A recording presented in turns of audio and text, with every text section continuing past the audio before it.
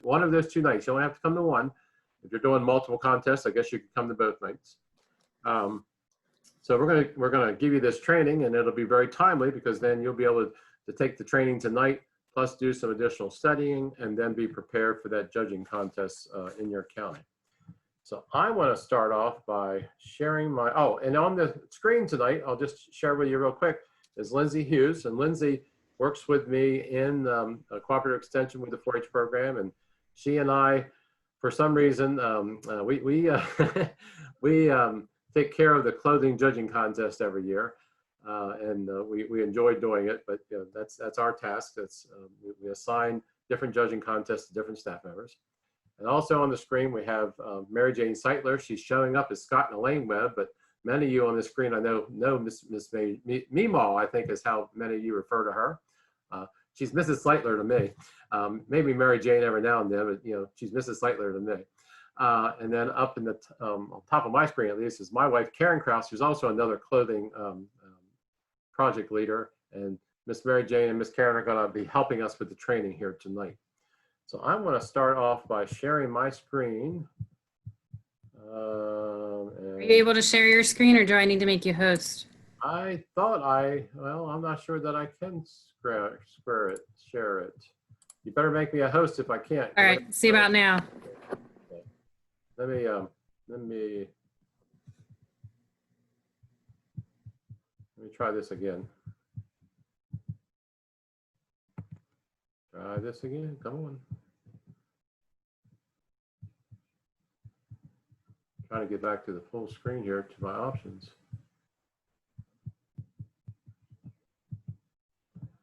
I'm finding having a darn of a time. It's a great video. I want more than that.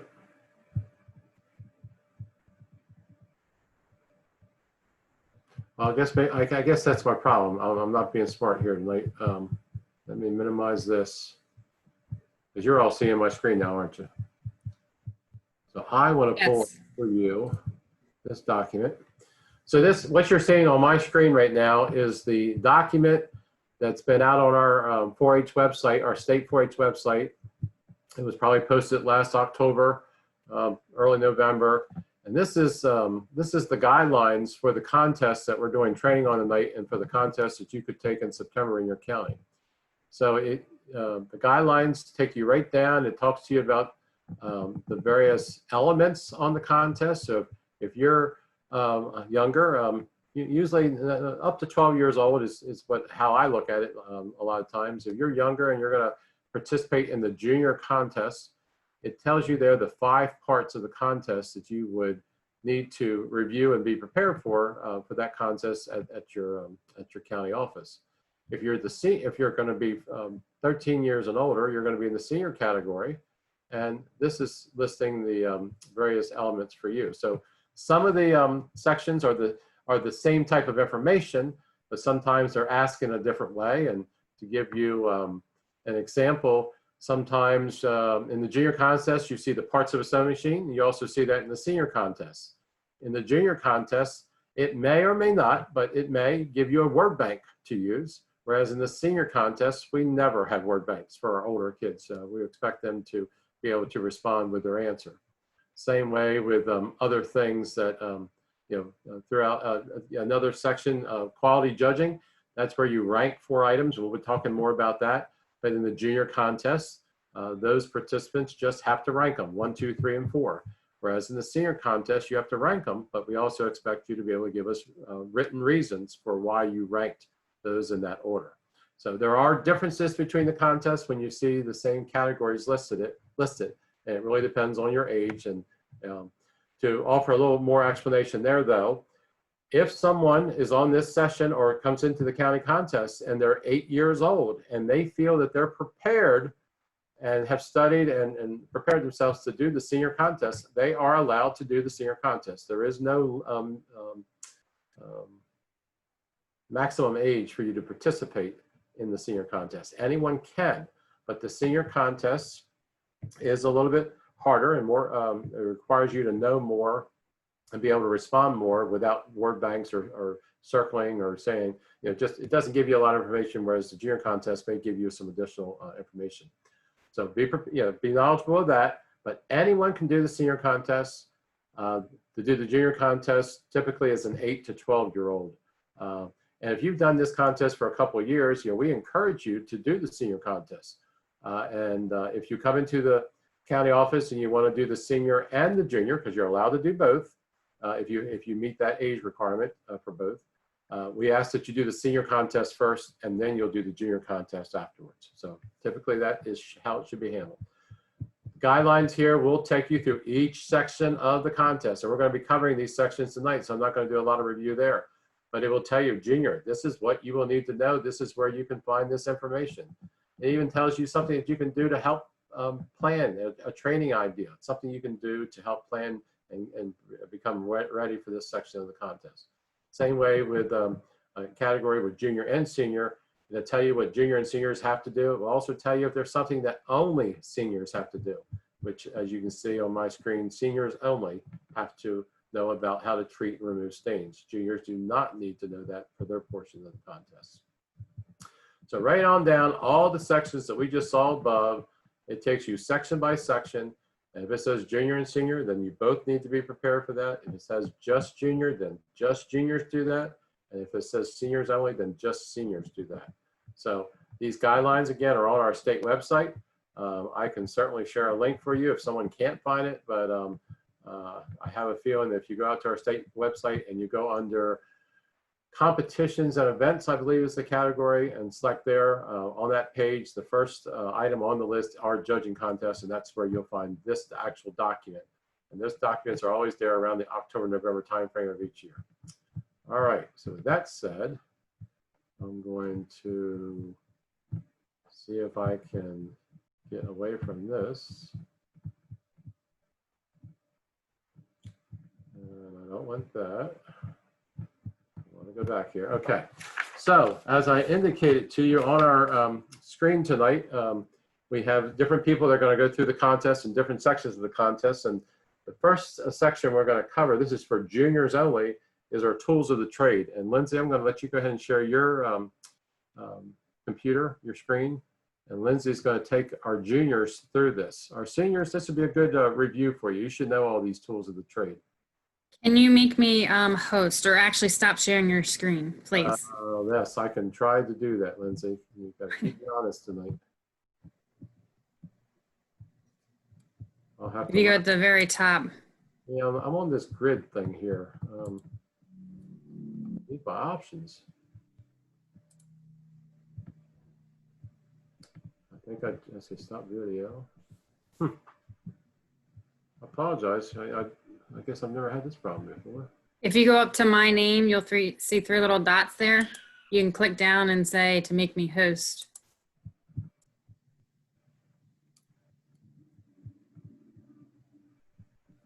There you go. You're back at it. Okay. Oh, it's still saying that. So stop. Okay. Hey, so Doug, there were we you go. going to record this? Oh, shoot. Lindsay. It is. It is. Lindsay's good. on top of it. Okay, so as Doug said, this is going to be the tools of the trade, the juniors section. So this is only for the juniors, but definitely a refresher for anybody that's a senior.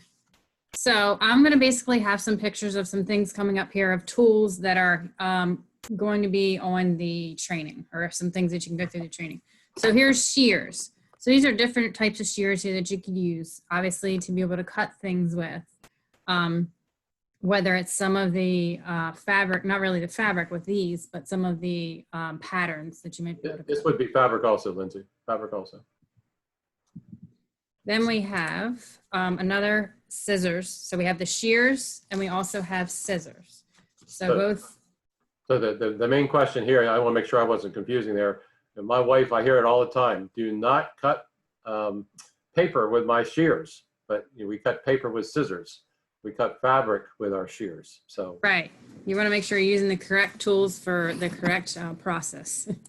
Okay, so tape measures. So as we see, we have some that are retractable, and then we have some that are flimsy that can be pulled apart or whatever. So basically, they're going to be used for taking body measurements if you need to take the body measurements when you're trying to figure out your pattern. Measuring the fabric, you can also use these to measure the fabric, and then laying out the patterns on the fabric, measuring the length of the garment that you possibly might need, and then checking on maybe the size of the hem that you might need. You might have to measure the size of the hem that you're going to need as well. Okay, the hem gauge. So here's some different hem gauges.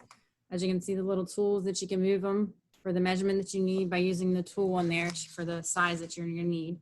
It's used as a guide for turning up the hem. So you're going to be able to turn up the hem. You're going to be able to put the hem gauge along the side there for where you need it.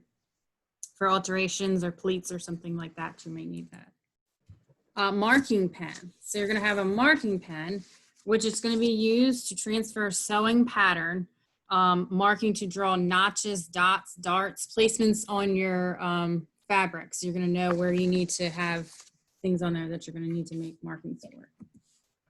Tracing paper. So tracing paper, you're going to need the method to keep original pattern pieces. So you can use your pattern over and over if you need it for several, maybe different people of different sizes. So you're not going to be tearing up your pattern, so that you can use it for several times. Tracing wheel. So this is also kind of similar where you can trace using the tracing wheel for the size that you need, the markings, transfer them onto the material that you need, so onto the fabric. So you can use that for tracing them. Needles. So as you can see, there's different size needles there. So these needles are going to be used for hand sewing. So you're going to be able to put your thread through and then go ahead and start doing your hand sewing that you would need. Maybe possibly if you're hemming something, you might need a hand sew it. And then the pins. So you can use the pins to use to hold the fabric together. So maybe if you're using a hem or if you're holding in your fabric for your sizing and things like that, you'll be able to put your pins in there to hold the fabric together. Pin cushion, obviously, is going to be able to put your pins in so that nobody's getting poked and they're out of the way or they're not falling on the floor or something. So something sturdy to hold them for. Okay, a seam ripper. So if we ever make a mistake, we definitely have a seam ripper that can help to pull out the threads in there. So you're going to use to remove the stitching from it. You're going to insert the tool underneath the thread and then be able to pull it out. So as you can see here, it tells you the different parts of the tool. Thread, obviously you see all different types of colors there that you can use to keep your material together when you're sewing on the machine or hand sewing. And then iron, so you can crease your material or iron it out so that you're going to remove the wrinkles from it, smooth the fabric out, grease down your hem, so it's going to be easier when you're going through it. Oh, push back, I guess. Okay, pressing cloth. So this can be your pressing cloth you're going to put over your fabric, and it's going to be able to keep protecting against scorching on your fabric so that you're not going to burn it or mess up your material. Ironing board. And of course, this is where you're going to want to put your material, your fabric on there so that you're not going to be using a table or something like that and scorching the table. I don't think your parents probably would appreciate that being scorched, but so you're going to use that to put your material on. So as you can see, we have a standing one that can be on a table that can be easier to use if you have space for the standing one. Any questions? So those are the various tools that you as juniors need to be able to identify. And Lindsay, correct me if I'm wrong, but I'm pretty sure in this section of the test, there is a word bank for our juniors. For the juniors, that's correct. So you have a word bank. You'll see the tools laid out on the tables with a number next to it, and you'll choose which word goes which tool, and then you'll be able to list that on your contest. Okay. Any questions about tools for Lindsay? So Lindsay, you better make me a co-host. Make me a co-host this time versus just the host. And then I'll be able to share my screen again because we're going to move on to our next section. Do you want me to make Karen the co-host or make you? No, I have it all for everybody. Okay, gotcha. Okay, you should be good. Alrighty. And let me get rid of this screen again. See my screen, get rid of this. Oh, which one is it? Here we go. So now we're going to bring up a sewing machine, and Mrs. Krause is going to cover this section of the contest with both juniors and seniors. Karen, are you muted? No, I'm here. Okay, okay, all right. Okay. Do you have the screen? Yeah, it's up. Can everybody see the screen? No, we always sees pictures of each. All No. right, let me try this one more time. I am really failing tonight. Let me go back to Zoom and make sure that I hit the share button this time. Lindsay, you should have got me on here, and here we go, share screen. We should have done some training.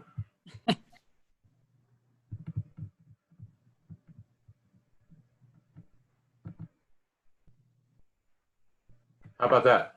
Okay, now you got Okay. it. Okay, so parts of the sewing machine. And again, I believe the juniors have a word bank and the seniors do not. Is that correct? That's correct. Okay, so everybody's machine is different. So I just strongly suggest that if you have the Let's Sew book, that you look at this page to help you find the different parts that we're going to talk about. So if you find number 1, which is down on the right-hand side, it says power switch. That turns your machine on and off. Again, it could be in different places on your machine. Number 2, which is going to come over and point to the presser foot. And the presser foot helps hold the fabric in place during sewing. And you always lower the foot when you begin to sew and lift it when you want to remove the fabric when you're finished. And then going right above that, the presser foot lifter, that lifts the presser foot up and down. And you want to use that gingerly. You don't want to just let it slap down and jerk it up. It could break. The throat plate, it's a metal piece most of the time on the base of the machine. It's under the presser foot and it contains the opening for the feed dogs and the needle. And then if you go right down to number 5, the feed dogs, they're under that. They're a little hard to see in the picture, but they're under that presser foot. It helps feed the fabric through. And then number 6 is your needle. Of course, it moves up and down through the fabric to make your stitches. Number 7, then you're going to go straight up to the top. It's the thread take up. That moves up and down with the needle, taking the thread up and down and moving it through the mechanisms of the machine. So that's important to make sure you always have your machine threaded properly using that thread take up. And your upper tension regulator, again, that can be different places on different machines and controls the tension of your upper thread. And so depending on the type fabric, you have to change the tension of your fabric to get the right stitch. The thread guide, number 9, you're going to come back down on the left side about halfway and see thread guides. It holds the thread as it moves from the spool to the needle. And number 10 then is your spool pin. Again, yours might look a little different. Yours might be sideways, but it doesn't matter. They still all do the same thing. That holds your spool of thread. Your number 11 is your bobbin winder. That's where you put your bobbin to wind your thread. And number 12, you're coming back down on the right side, which is, oh, I can do that. I don't know if you can see it, but the balance wheel, okay? You turn that, if you don't want to use your presser foot, you turn it so that the needle will help move the needle up and down without using your motor. And as I always tell my kids, it always goes one way. It always turns toward you. Number 13, your stitch length regulator. That determines how long each of your stitches will be. And again, it depends on if you'll change that if you're basting. You want the larger stitches. That's the part of the machine that you would use to do that.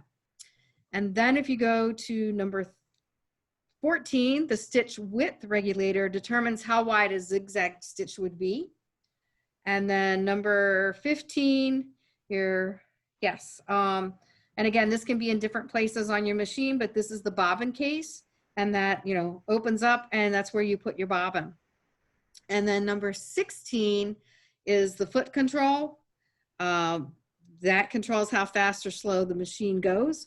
As I tell the kids that sew with me, I can tell how good of a driver you're going to be, if you're going to be fast or slow based on how you use that foot control. It's just like the gas pedal of a car. So those are all the parts of the sewing machine that you need to know. And Doug, I don't think they have to know exactly what each part does, do they? For the It's good for them to know, but they don't have to know that for the contest. contest, right? That's right. But So, you should, yes, you should always know what all of those parts on your machine do, because they're very important to sewing your project. okay, so again, this is the sewing machine that you will see on the contest. And Mrs. Kraus was pointing that out to you. If to prepare for this particular contest, use this this resource here to prepare for your contest. And you, but as she mentions, different sewing machines do have different parts in different areas. So don't get confused by that. So I'm going to stop sharing that. Now, Lindsay, we're back at you again because Lindsay is going to talk to us about a section that's on here for both junior and seniors about clothing care. So I'll let her bring that up.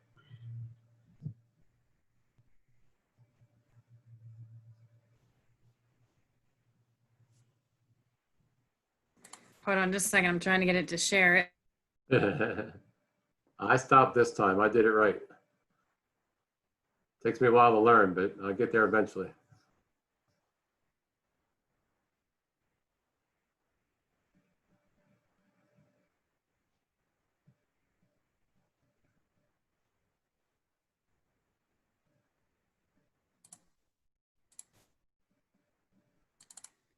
Okay, can everybody see that? Sure can. Okay. It wasn't letting me share. It wouldn't let me go back to my desktop. Okay, so this is actually another form that is on the website as well as the guide. So this is something that you'll be able to print off too if you have not already done that. So this is the clothing care part of the contest.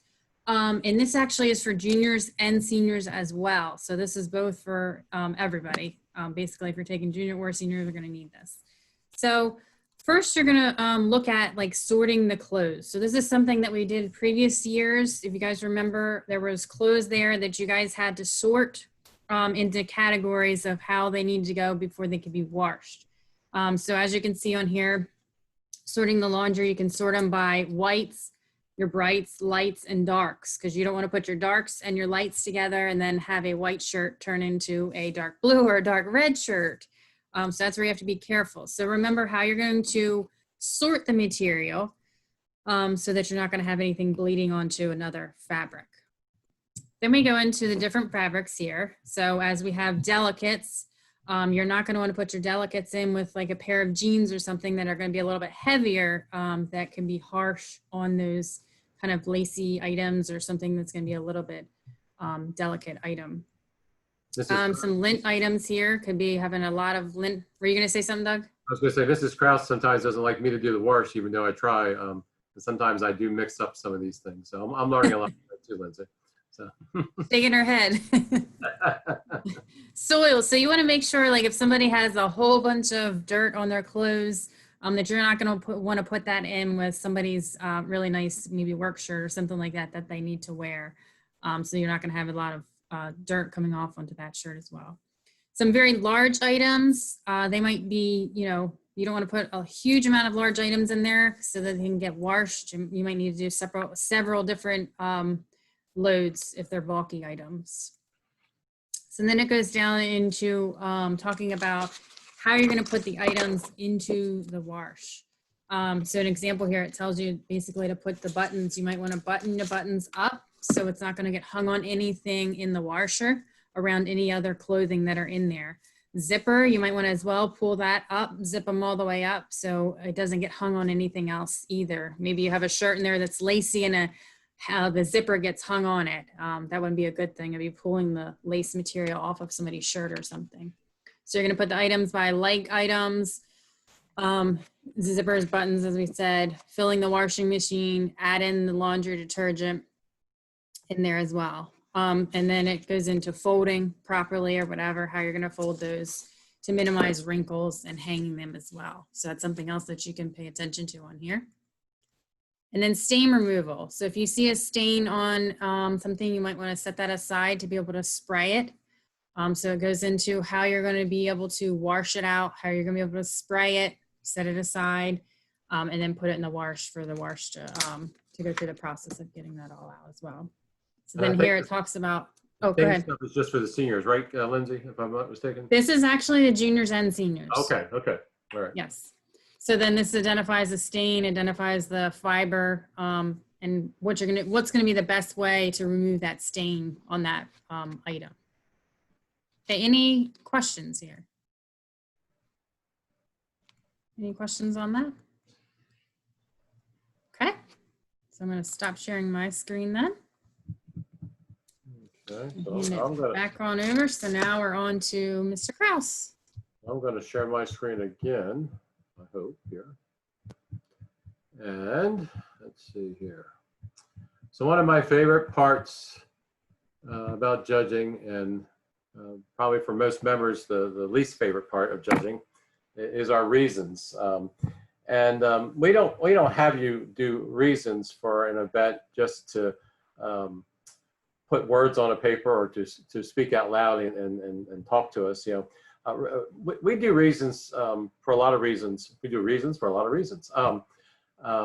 We do them primarily to show how your mind is thinking when you're looking and thinking about something and making decisions. So it's all about decision making.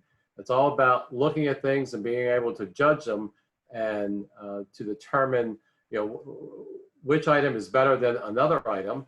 And for this contest, yes, we are talking about sewing items, but we do reasons and we do quality judging and ranking of things to help you become better decision makers. So I always give my scenarios here so since I'll have all young ladies on the Zoom session tonight, you need to know when you get old enough how to determine the right young man that you're going to start hanging around with and get to know better.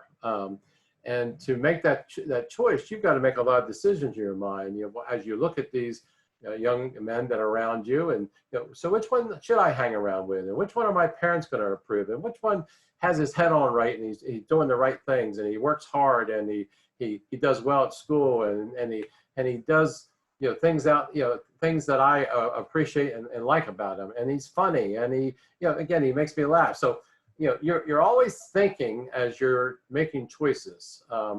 You might go into a store and decide, I need to buy a new dress. So if you go into a store, you see multiple types of dresses. And somehow in your mind, as you're looking at those dresses, you've got to decide which dress do I need to buy. And it might be that you need it for a specific reason, or it might be that you need to wear it at a specific time of the year, or it might be whatever. Whatever the reasons that you need something will help you make decisions as to whether you should buy something and what you should buy. So reasons are helpful to everyone to help us make decisions. So in this case, for this event, you will be looking at something that is sewn. It could be a blouse. It could be a pair of shorts. It could be a skirt. It could be a pillow. It could be anything that is sewn. You will have a class of 4 items. And all 4 items will be laid out, and they'll be either marked A, B, C, D, or 1, 2, 3, 4, whichever way it's done by that contest leader. And you will look at all 4 items. And for juniors, you're going to use some tidbits that we're going to offer you and that are in the guidelines to help you look at those 4 items. And by using those, as I refer to them as standards, how something should be, that's a standard. By looking at the standards of sewing, and to provide you some examples, a standard, could be, is the fabric cut and marked appropriately? Are the seams finished appropriately? Are there any loose threads? Is the construction of the garment done appropriately? Is the hand stitching done appropriately? Is it clean and well pressed? All these things are considered standards, and these standards are listed in that clothing judging guide that I referenced in the beginning of our session tonight. So if you get a copy of that guide and pull it up, all these things that I just went over there are listed there. I'm also going to be emailing everyone out here, and I'll share this in just a minute, another set of standards that are judged this year. who has done the actual item that you'll be judging that night, she's giving you some additional standards, some additional helpful tidbits on a small sewing item. And they can be very useful and helpful to you to review for that night. So as a junior, you're going to take all 4 items, you're going to think about the standards, and you're going to look at all 4 items. And this is how I tell kids or youth to do this. Find that item that has done the best job to meet all those standards. And when you find that item, that's the first place item. That's where I'm going to put out in first place, because it meets all the standards that I want it to be, and it's the best item of the 4 that I'm looking at that it brings it to the top. Then when you're looking at the remaining 3 items, one of those 3 items is going to be something that has a lot of issues to it. The standards are not done as well, has multiple things that might not be done as well as the others. And that's the item that's going to rank to the bottom. So it's going to have the worst set of standards based on the 4 items that you're looking at. And it might not be terrible, but it's, again, compared to all 4, this is the one where the standards are not done as well as the other 3.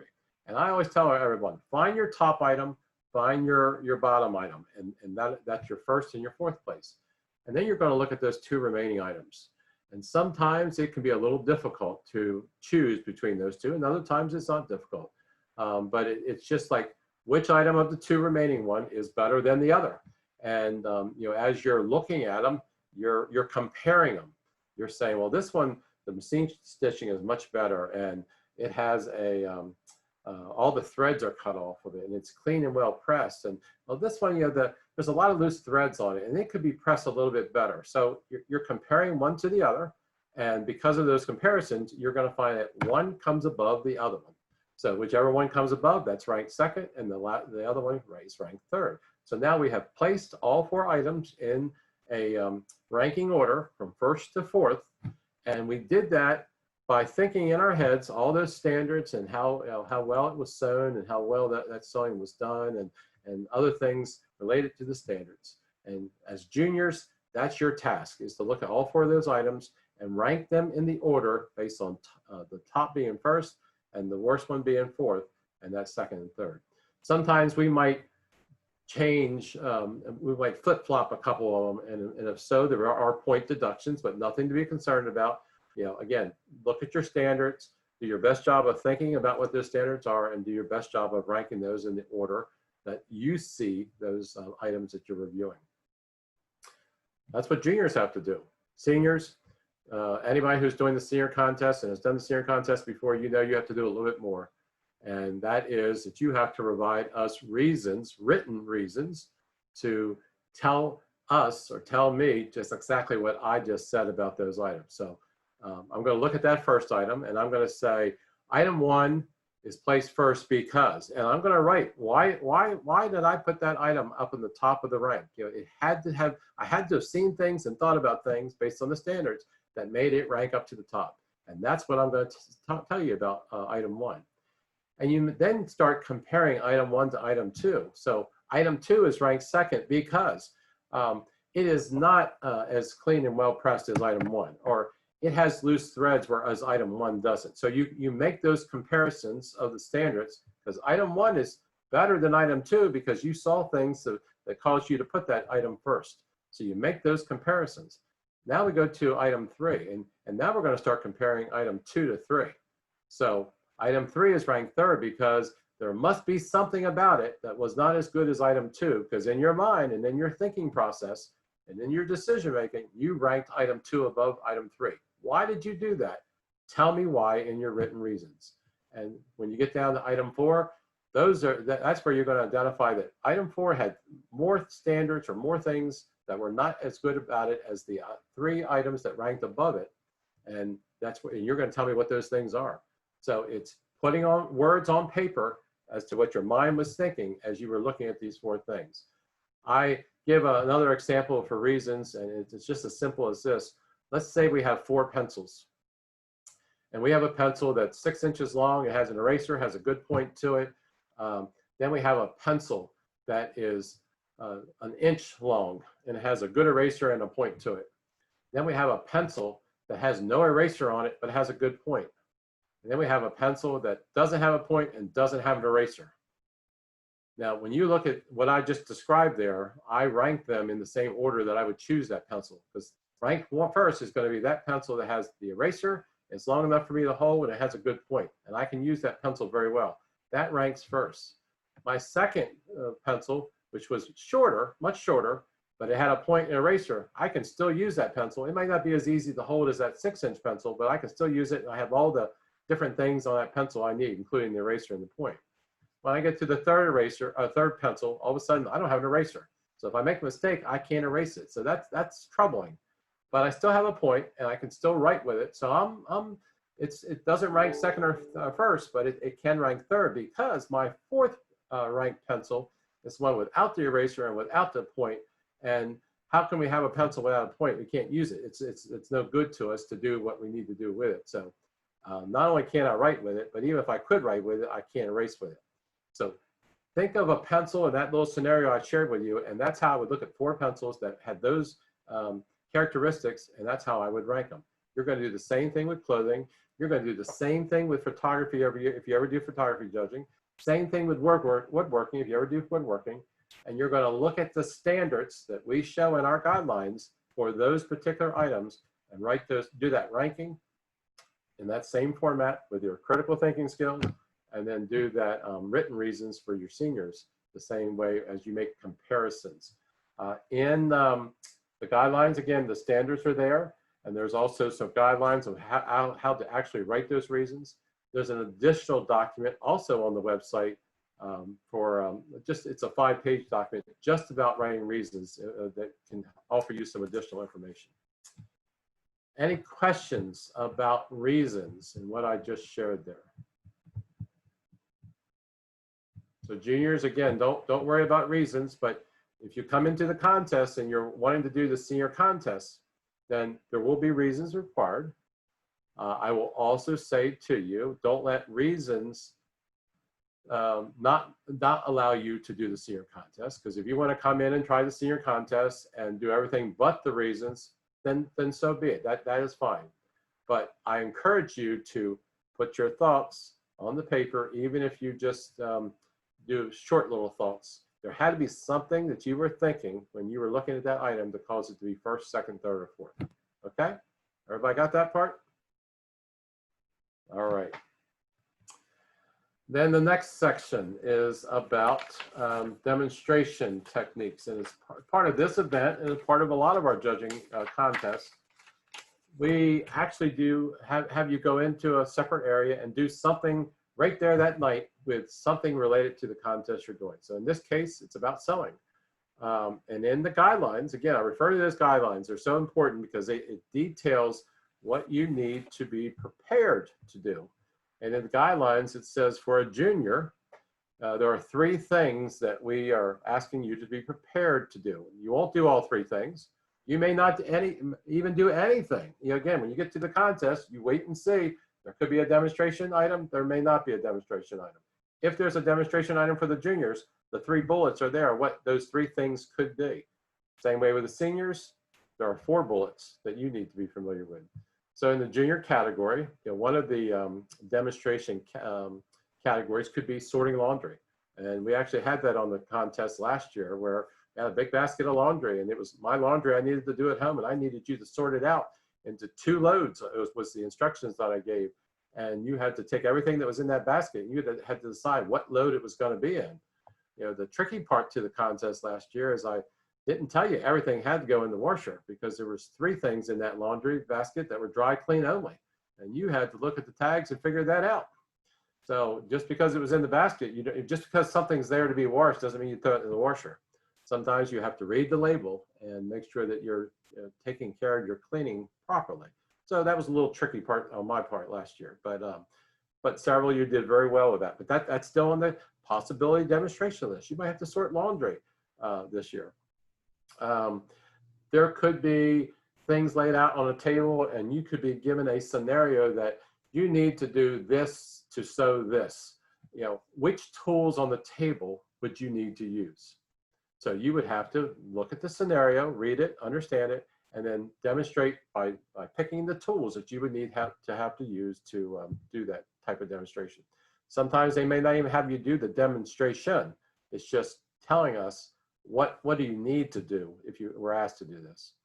I always did that with woodworking, where I needed someone to extract a nail out of wood. That's one of the demonstration categories.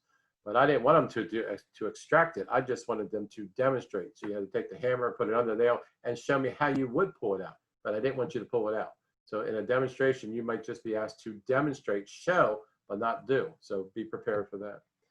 There's also another demonstrating where it might ask you to take one of the tools that you saw Mrs. Hughes speak about in the beginning and to demonstrate how you would use it. So a seam ripper would be an excellent one for me to tell you about. How would you take a seam ripper and how would you go into a piece of material and what are you going to do with that seam ripper based on the scenario you're given? So you're going to have to show how you would get under the thread to rip the thread out of the piece of material, because you got to take the stitching out, stitching the thread, because something's wrong. So again, might just tell you to demonstrate it, not to actually do it, but you gotta know that it's the seam ripper you gotta use. You gotta know where to put the seam ripper to pull it out. And if I know most of you from watching sewing around my house as I walk through the kitchen sometimes, I bet you every one of them touched that seam ripper sometime in your life to do something with it. So those are the type of things that juniors might be actually asked to do or demonstrate. And seniors, yours gets a little bit more complex because there could be an operation on the sewing machine that we ask you to do. One year we actually had you put in a stitch with a 5/8 hem allowance, and the kids did it that year. They actually knew very well what they were doing. Again, we might ask you to choose the proper equipment to do a certain function based on a scenario, a story that we give you. You're going to do this. Which tools would you need? We might ask you to, it says here, pin and cut out a pattern piece. So if you've sewn for several years, that item should, it would be a small, it wouldn't be a big pattern piece like you're making a garment, but it would be a small piece. And then again, also on their contest is the possible demonstration of sorting laundry and how to remove stains. So in the guidelines, they're there. I don't think if you went back to your project leaders, Mrs. Leitler, Mrs. Kraus, and asked them about these things, they could help guide you through there. You can call me, I'll help you guide you through there. But be prepared that there could be something that you're asked to do as far as a demonstration activity at this event. And typically one demonstration for juniors, at most two, but again, most times for seniors, it could just be one activity also. Questions about demonstrations and what you have to do in that portion of the contest? Okay, well, Mrs. Seitler, you've sat there long enough and I need to hear your voice. So, do you want me to share anything for you or do you have what you're going to use? What I need to use. I have what I need to use. Oh, you have it. Okay, good enough. So Mrs. Seitler is going to take over and this is just for seniors. The senior contest. She's going to talk to you about the pattern envelope, okay?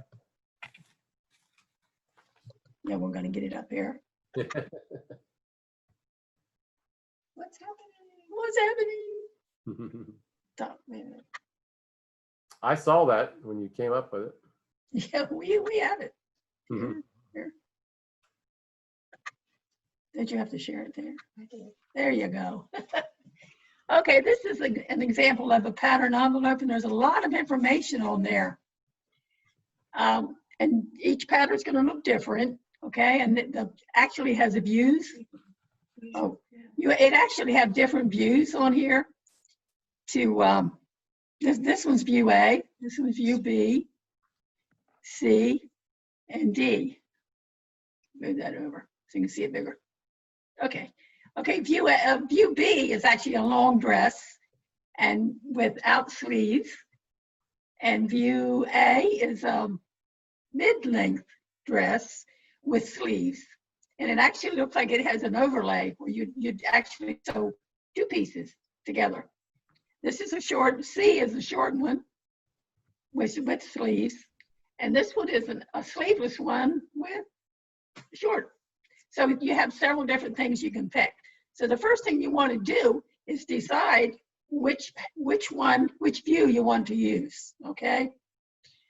So, and then you need to determine what size you are so you'll know what size of pattern to buy.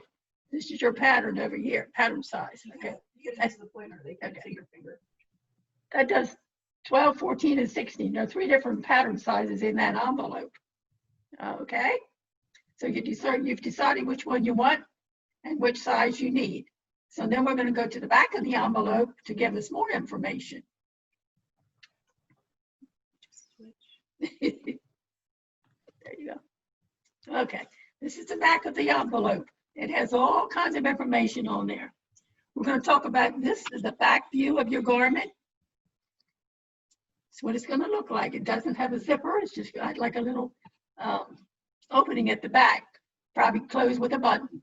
Okay, and this is a long length and this is a short length for your different views. This is your short length, different lengths. Okay, so once you've decided which one you have, then you're going to go up here, and you need to know your body measurements to determine what size you're going to wear. So you need to go up in here, and the first you need to do is take your measurements. For a dress like that, the only measurement you really need is your chest size, because it's an A-line, so that your hips aren't involved, your waist is not involved, but you definitely do need to know your chest size. So you would measure, you take your chest, and measure that, and then you'll determine from your measurements what size you need. So if you measure 20, let me make it a little bit. Mary Jane, Yes. are you able to show the back of the envelope by any chance? Oh, are we not sharing it? I still see Your IT person is not doing a good job. the. I I'm can't. in it. Hold on. Someone just asked me the question, so I forget. You gotta pay your help better, Mary Jane. Fire. There. Can you see it? It's coming. There it is. There it is. No tears. Yeah. All right, I'm going to start over then. Again, this is the back of the envelope. Can see it now? Yes, we can. Yes, we This can. is the back of what your dress is going to look like. Okay, this was view A, and it's a long dress with sleeves. Oh, I forget this. And this is view C. It's a shorter dress. These are dashed lines. That's going to be your shorter dress, and with sleeves. And view D is the shorter dress with no sleeves, and the same with B. Okay, so those are your pattern sizes, or back of your pattern. Okay, but the first thing you need to know is your measurements. I know you heard all this, right? Your measurements. You measure yourself and come up with your size. So if you are a size, if your chest is size 27, okay, then you're going to be using size 8 pattern. Actually, that pattern was for longer size. Yeah, we better go in here. If you're 32, you're going to use size 14. Okay, that's the size you're going to use. Okay, and then you also find on the back of your pattern envelope, you're going to find suggested fabrics. So for this dress, you can get cotton or cotton blends, rayon and rayon blends, soft filial, soft crepe, pacu, soft linen, overlay, and sleeves can be chiffon, georgette, or burnouts. Okay, so you don't want to make this dress out of corduroy or denim. It's just because it flows, so you need a soft fabric to make that dress. Okay, so that tells you how to do that. Okay, then the next thing is going to tell you, where do we find the notions? Are going to be, oops, your notions. And notions are things like buttons and zippers and lace, if you want to put that on there. So the notions on this dress that you need, you're going to need thread, and you're going to need a 3/8 button, 3/8 inch button. That was the closing in the back. They close with a button. And you can use applique or trim, whatever you want on the dress. Okay, so those are the notions that you need. And you can make this dress with nap or without nap. Okay, that means you can use with nap yardage and layouts for the one fabric design. I thought that meant you got to take a nap when you made it. No, I don't think that's what it Oh, means. okay, I'm sorry, I'm sorry. It doesn't mean that. Okay, we have the notions. Gotta Okay, have now a little humor here. Gotta have humor. your yardage chart, we determined that we were size 14. Okay, so we're going to come down here. And if your fabric is 40, and if you've chosen view A and your fabric is 40 inches wide, you go over here to size 14 and you're going to need 3 yards of fabric. Okay, that tells you how much you need to go by.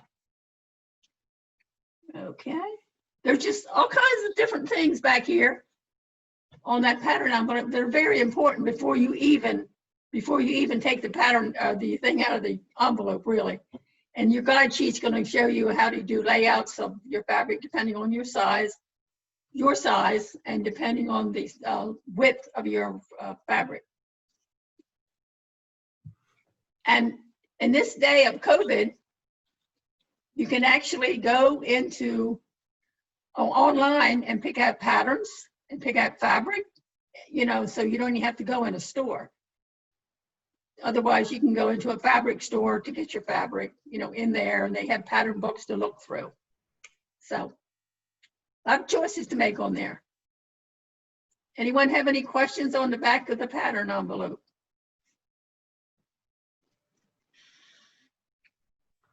Do you have any questions tonight, do we? So in this section of the contest, you know, there would be questions asked of you, such as what to make I don't know if it's style A, style B, to make view A, what type of fabric should you can you select?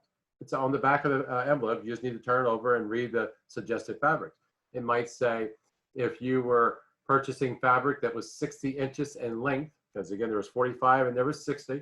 How many yards of fabric would you need? So that's width, not length. Width, okay. So again, the bolt of fabric, they're made in different sizes. I know just enough to blow up here. But if it's 45 inches, you need so much, and if it's 60 inches, you need so much. So yeah, that could be a question. Or what notions would you need to make this view? So these are the kind of questions that you would be asked to look at the fabric envelope and to answer the questions that are in front of you. So.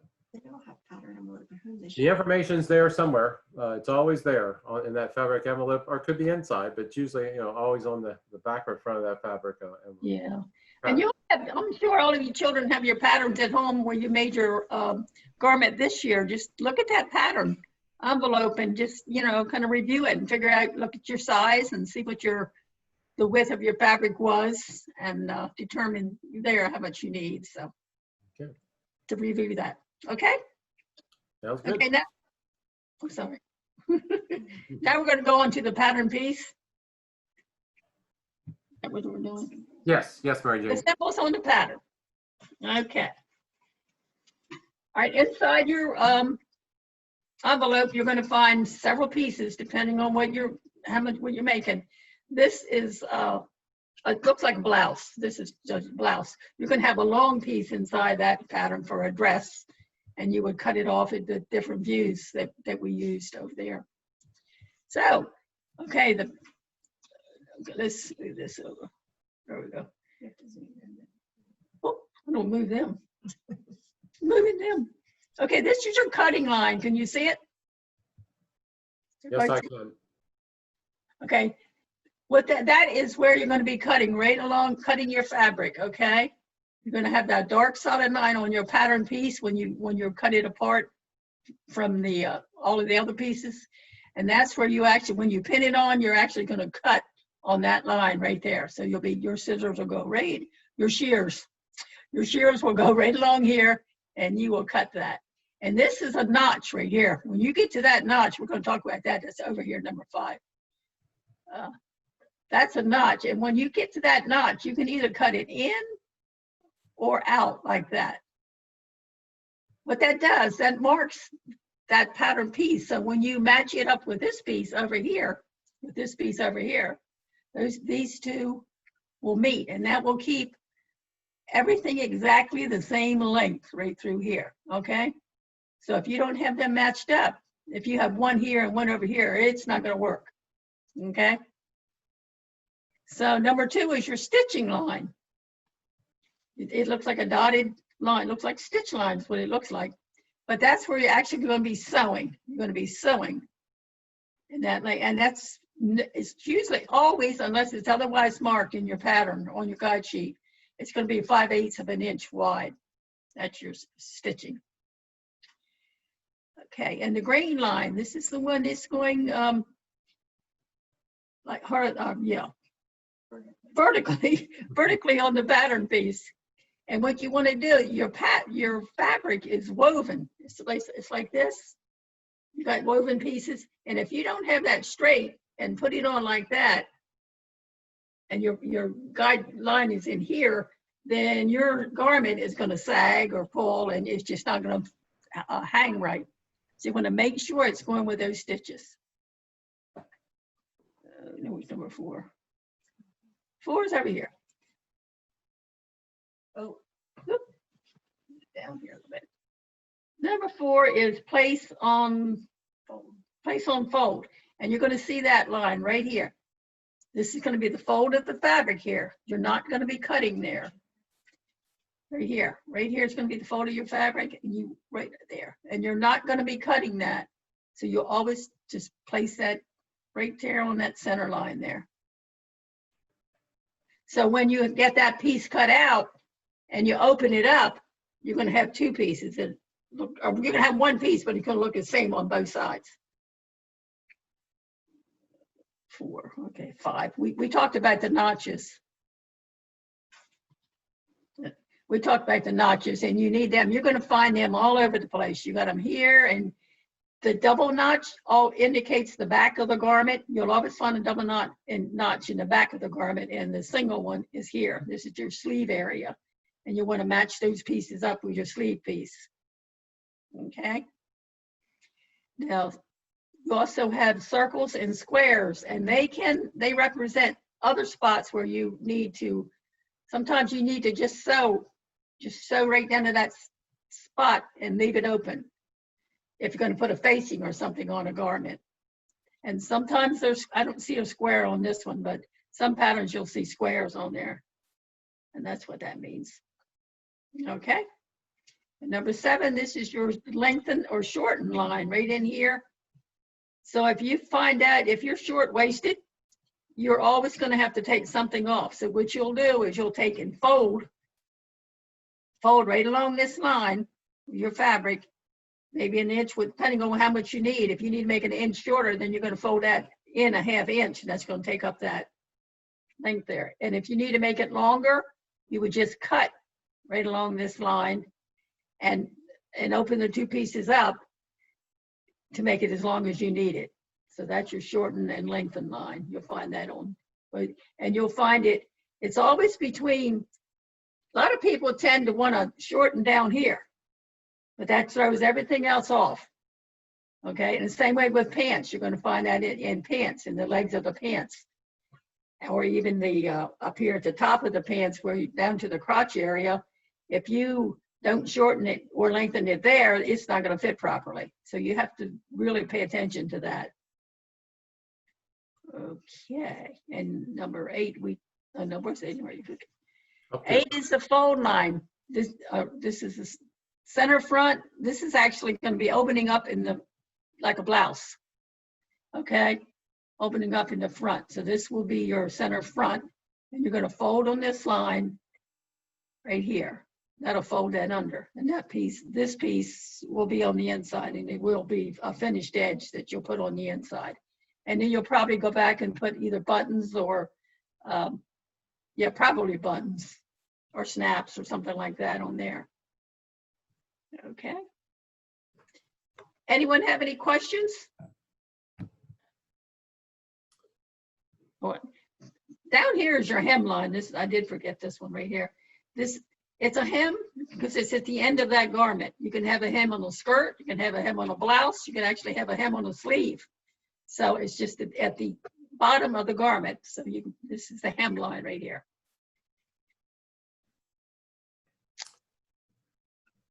Okay, so I'm not hearing any questions, but this pattern envelope, the symbols that Mrs. Zeitler just went over, They are for seniors only. It's always good for our juniors to know this information, but for the contest, it's only on the senior contest. And the pattern envelope that she also reviewed is only on the senior contest. So if you're going to do the senior contest, you need to know both of these areas. If you're only doing the junior contest, you don't have to prepare these areas for that contest. But again, you can do both contests. So I appreciate that, Mary Jane. If you, we'll go ahead and let you unshare your screen, and then I get to Okay. share mine one more time. And we'll, again, we're going to do one last section that again is for our seniors, but always good for our juniors to hear and listen to. And let me go back here.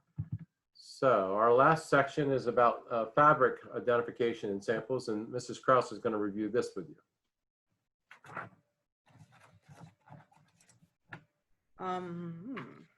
Not sure how that's going to work, but Oh, that's I right. have Well, fabric. we don't have to have this up, Karen. I'll unshare my Okay. screen because you have actual Okay. fabric, if I'm not mistaken. So we'll let you. If everybody wants to go to, if you can on your screen, go to speaker view, you'll be able to see a bigger picture of what she's going to show you. That might be better versus the gallery view. So it's up in the top right-hand corner, and just choose speaker view. And then when she's talking, you'll see just her. Okay, so we will try this. Not sure how well that's going to work. The first piece of fabric I'm showing you, a lot of you probably are familiar with because it's fleece. It's woolen coats of domestic sheep or long-haired goats. It's twisted yarn, which are knitted together. And this is where you're all going to definitely know what it is. You know, the no-sew fleece blankets that you make. It's great for loungewear, jackets, gloves, hoodies, hats, the blankets. And it's very popular, again, for the no-sew craft projects. I want to ask, can everyone see Mrs. Kraus? Because I can't. So as long as you all can see it, then I'm good. Everybody can see her? We'll move forward. Yeah, I can see her. All right, good. We'll move forward. And I know this would be hard to do, but if anybody wants samples of the materials that they could practice with, I certainly would be willing to cut you a piece off what I have and mail it to you labeled so that, you know, there's no contact in getting it, but it might be easier if you touch it. Cotton, again, I think you all know what that would be. It's soft, fluffy fabric that is grown in a protective case around the seeds of the cotton plants. Oldest known natural fiber that is biodegradable and sustainable fabric. And it's used in the majority of the clothing market. Over 70% of our clothes are made out of cotton. So most of you have probably sewn with the cotton when you first started, making that little skirt or that apron or a pair of shorts. Most of you probably use cotton for that.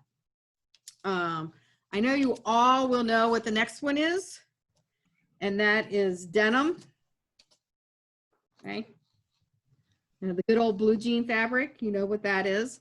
It's a twill fabric that is very durable and is typically used for clothing that is worn for harsh physical conditions. It's used for sportswear, jackets, work clothing, again, jeans. It's probably the most popular for most of you. And again, you don't need to know the things I'm reading to you, but it's just a little history on the actual fabric. My assistant's falling down on her job here.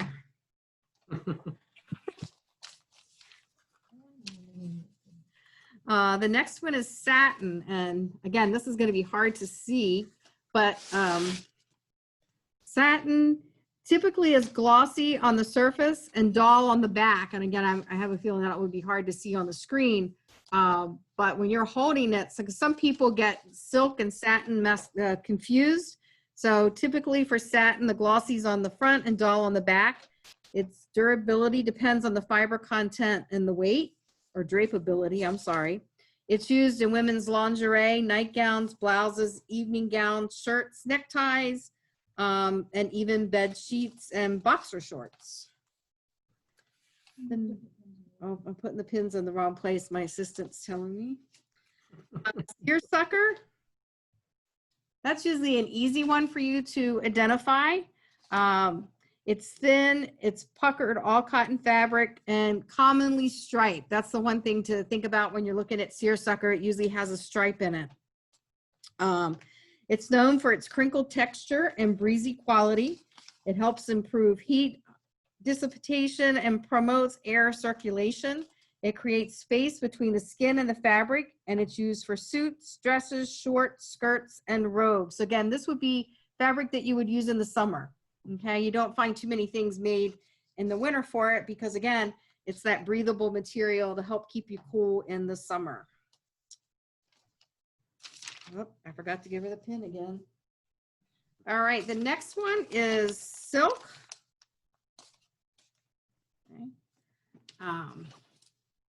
Again, that one's hard to tell the front from the back sometimes. Okay, so sometimes you know when you're looking at that, which is the front or back, you have to look at your grain lines or your selvage edges to help you. It's originally used to make parachutes due to its strength and elastic properties. It's known for its luster, shine, strength, and durability. It's very slippery, and it's used for dresses, wedding dresses, evening gowns, dress shirts, and scarves. So some of you beginners probably haven't sewn on that yet. That's more for the advanced level because it is very hard to sew on because it's slippery. Okay, next is our spandex. And I know most of you young ladies know what that is. Okay, it stretches. So when you are doing the fabric, you know, you're allowed to touch it to help you figure out what it might be. It's known for its elasticity. It can stretch 5 to 8 times larger than its normal size. You can see how I'm pulling that. It's breathable, it's form-fitting. So it is used sportswear, bicycle apparel, exercise equipment, stretch pants, underwear, bras, anything that you need to have that stretches. Next is velvet. Okay. That's the front of the velvet. You can see hopefully the texture, and the back, okay, is not as soft. Okay. So velvet is a multi-layered fabric. It's soft to the touch on the right side. It's associated in history with kings, queens, and the rich. It's used for evening wear, dresses, jackets, handbags, scarves, skirts, blouses, and upholstery. Very heavy material. The next one. Okay. And a lot of 4-Hers, I know sewers get a little tricked on poplin and the cotton, but the poplin is a little thicker material where your cotton is softer, okay? It's fine but thick wool. It can be wool, cotton, or silk fabric. It's lightweight. It has a lightweight feel. It's a flat surface. It holds the shape well. It's durable and strong. It's comfortable to wear, and it's used for dresses, shirts, skirts, or rich upholstery. And that is it, Mr. Krause, on fabric. So again, all the information Mrs. Krause just shared with you was just purely information, something to, you know, give you a little bit of knowledge about the different types of fabrics. But seniors, you only have to look at the fabric and identify the type of fabric that it is. You do not have to share any of that information, but always good to know, always good to know. So we have now gone through all the different categories and areas of this contest. The last 3 sections, the pattern envelope, pattern symbols, and that fabric are seniors only. Everything else that we covered, juniors, you would have to be knowledgeable and be prepared to have that on your contest that night. I really stress going out to the state website and, you know, even reviewing or printing off those guidelines. It will help you prepare for your contest. I will send you, everyone that's on the screen tonight, because we have your emails, I will send you a couple attachments that will also help you prepare. And we'll be sending out, probably sometime tomorrow, I'll get those out to you. Again, they're just useful additional information to help you prepare. So with that, you still have Mrs. Lightler on here. You still have Mrs. Kraus on here. You have Lindsay and myself. If you have any questions, we're happy to try to share something with you, answer any questions. If you can't think of something tonight, you think about it later. Many of you have contacts to one of those two ladies. They're the best ones to go to first. If you get really desperate, then you come to Lindsay and I. But you go to Mrs. Lightler and Mrs. Kraus first, please. Please go to Mrs. Lightler and Mrs. Kraus first. But I appreciate your interest in coming out tonight. I hope you will take this information and what you learned tonight, plus take the guidelines, and don't not look at this stuff before that night of your contest, because your contest is at least 3 weeks away. So if you're like my brain, sometimes by tomorrow I'll forget what I learned today. But I'm getting older. But you're all like sponges, and you can retain some of this information. But take time to review those guidelines, review the information I send to you prior to going to the event. I used to have several kids come into the event and they would say, "Oh, I'm not going to do well tonight because I never studied the material." Well, and that's unfortunate. So again, you have at least 3 more weeks to prepare and take some time and review some of the material. Ask questions of your project leaders here. If you don't understand something, you can certainly reach out to me or Mrs. Hughes, and we'll help you too. But we appreciate you being here tonight, Mary Jane and Karen. We appreciate you helping us out tonight. It's always good to have someone who really knows what they're talking about versus Lindsay and I. We smile, we have fun, we do it. Someone's got to do it. Nobody else wanted to do clothing, so we do it, and we have fun doing it. So we'll see you at the judging contest event in September, and look for that information from your county office. 2 different nights, and we look forward to having you participate. Okay, with that, unless there's any questions, I'm going to say good night. Have a great evening.